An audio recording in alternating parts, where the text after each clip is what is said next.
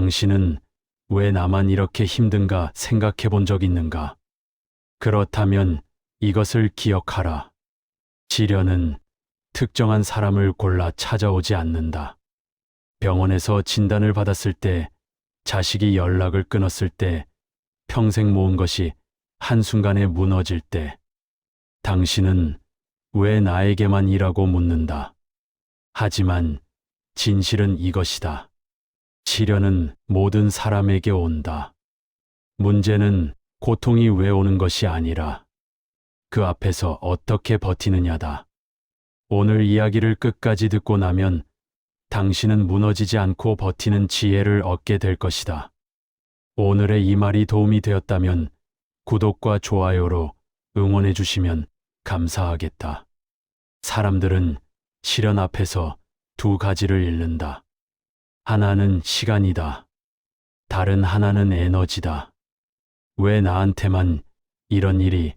라고 묻는 순간 당신의 에너지는 원망으로 흘러간다. 이건 불공평해라고 외치는 순간 당신의 시간은 분노 속에 갇힌다. 50대 후반, 갑자기 찾아온 병. 당신은 건강했던 과거와 지금을 비교하며 억울해한다. 그 억울함에 하루 종일 매달린다. 60대 중반, 자식이 연락을 끊었다. 당신은 내가 뭘 잘못했나 되뇌며 답을 찾으려 한다. 그 답 없는 질문에 밤을 지새운다. 이 모든 시간과 에너지는 상황을 바꾸지 못한다. 고통은 그대로인데 당신만 지쳐간다. 여기서 핵심을 봐야 한다. 시련을 없애려 하면 시련은 더 커진다. 파도를 막으려 서 있으면 파도에 쓸려간다. 하지만 파도와 함께 움직이면 살아남는다. 고통도 마찬가지다. 거부할수록 더 깊이 박힌다. 정약용은 유배지에서 편지를 썼다. 아들에게, 제자에게, 자신에게.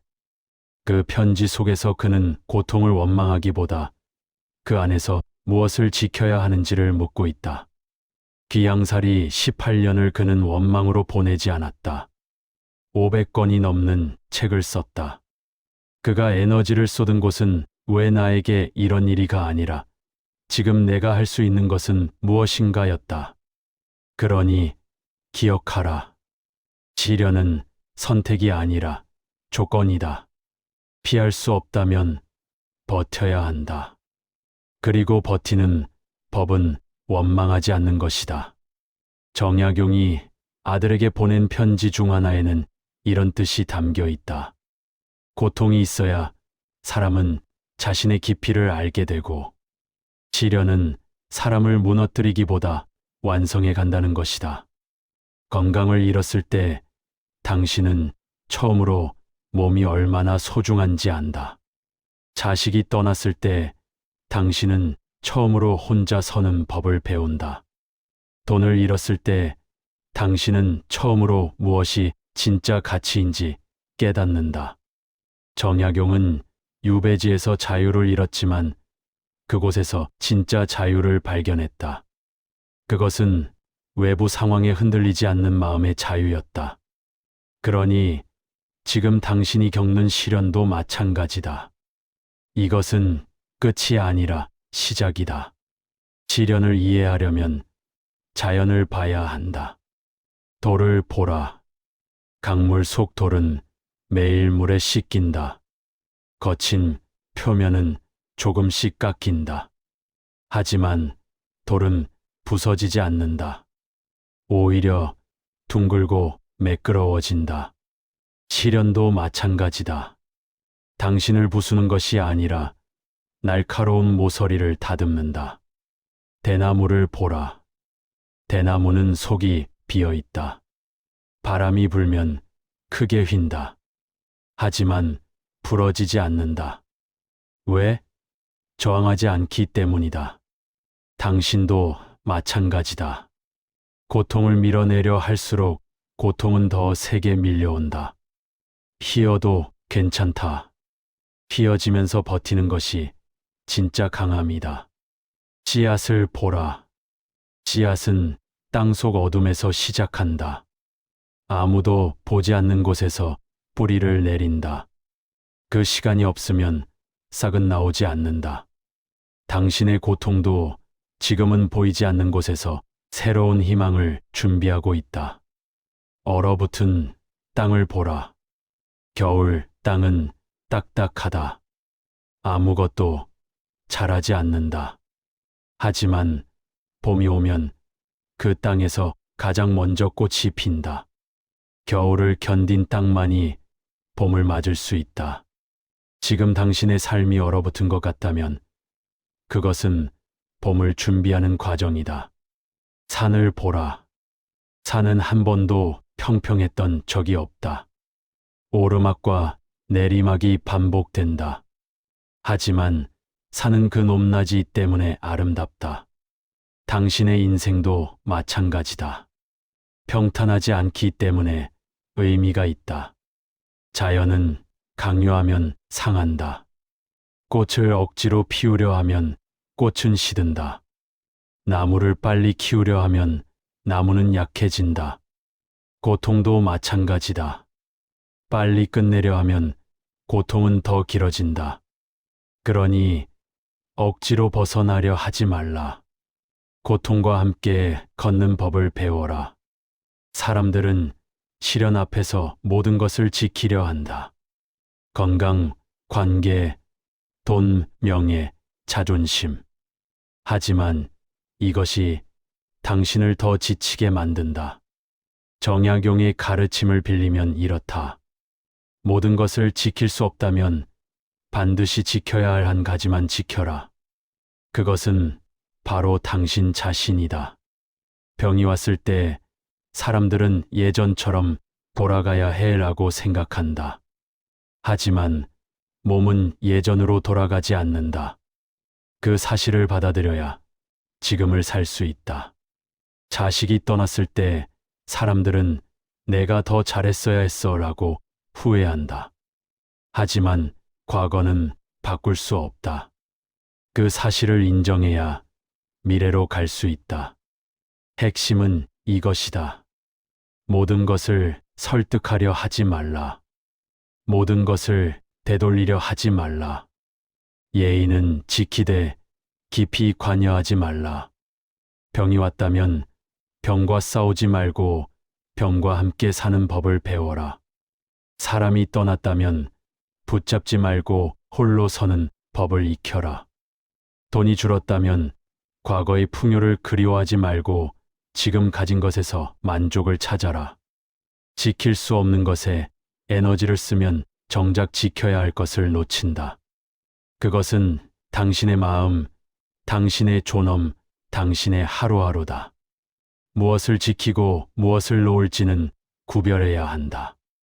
이 네 가지를 스스로에게 물어라. 이것은 내가 바꿀 수 있는 것인가? 병의 원인을 되돌릴 수 없다면 지금 할 수 있는 치료에 집중하라. 자식의 마음을 강제할 수 없다면 연락을 기다리는 대신 당신의 하루를 채워라. 바꿀 수 없는 것에 매달리면 인생은 멈춘다. 이것은 나를 지키는 것인가?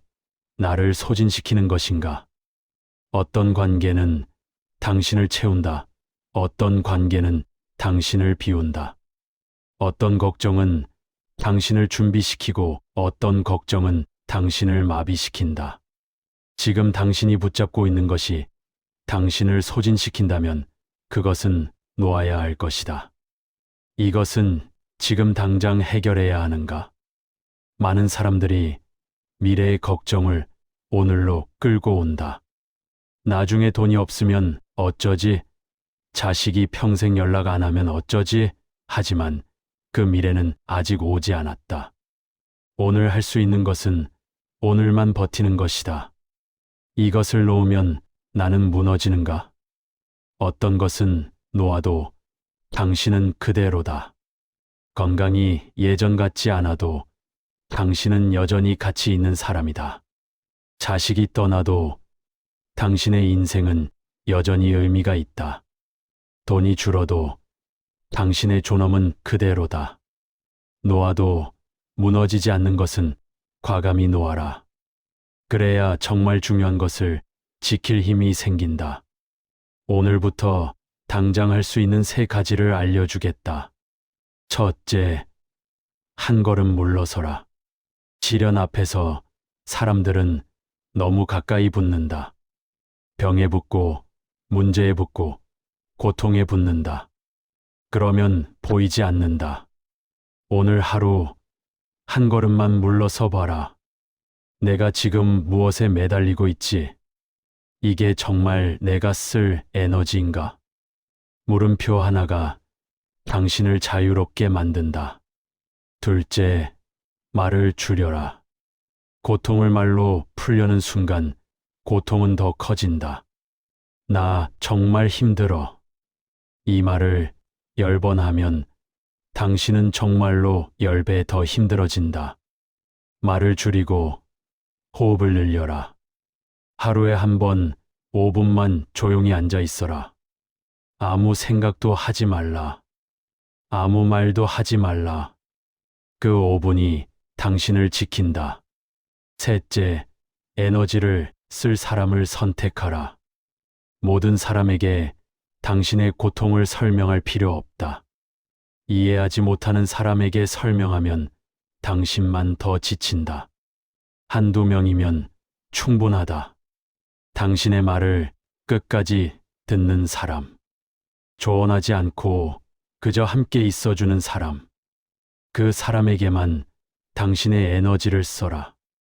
나머지 사람들에게는 예의만 지키면 된다. 정약용은 18년의 유배를 실패나 상실로 기록하지 않았다. 그는 자유와 명예를 잃었지만 자기 자신만은 끝까지 지켜냈다. 그래서 그 시간은 헛된 세월이 아니었다. 병이 와도, 사람이 떠나도, 돈이 줄어도, 당신이 스스로를 미워하지 않으면 당신은 무너지지 않는다. 지금까지 당신은 모든 고통을 건너왔다. 그러니 오늘도 이렇게 버텨라.